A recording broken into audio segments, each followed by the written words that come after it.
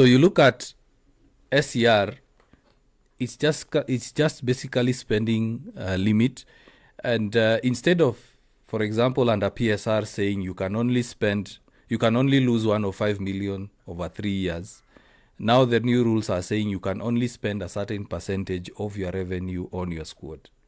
Simple as that.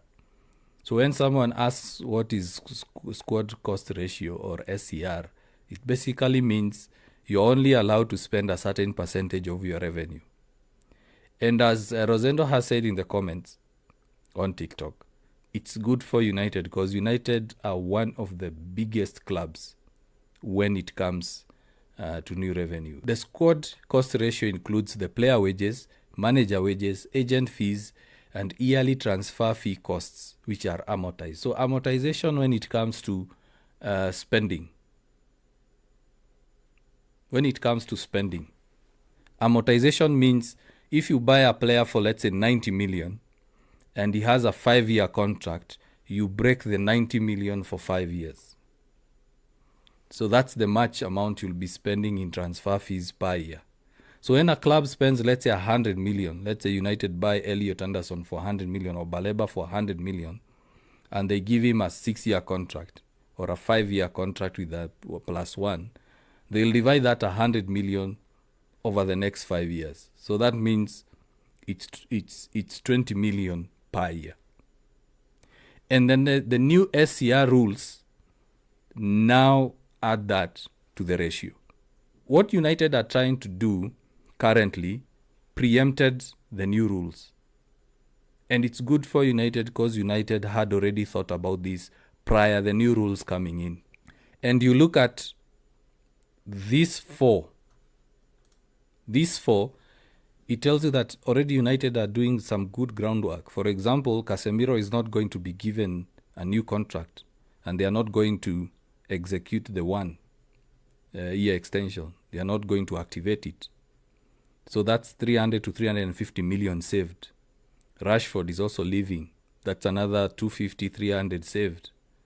Sancho as well, around 280, 325. Bruno might also leave. He's also one of the highest earners. And you look at the new wage structure that United have, it's absolutely good for United next season.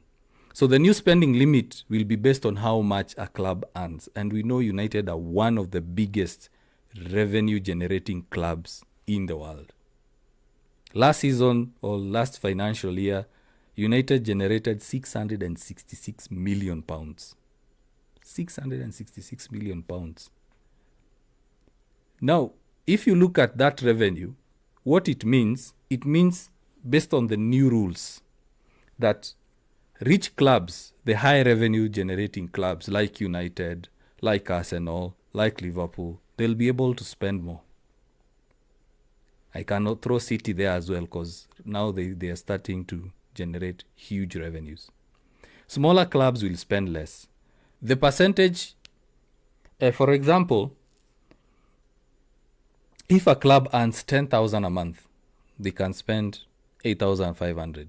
And remember, it was player wages, manager wages, transfer fees, and all that.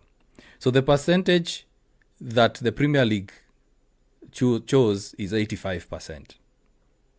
So having a look at that, let's just assume from the revenue that United generate, let's just give it a ballpark figure of 500. United can spend 85% of that amount on transfer fees, manager wages, player wages. So it means United can actually be comfortable going out to buy 100 million worth of a player and be able to negotiate a good wage. So if a squad costs more than 85% of the income, they fail the test. Simple as that.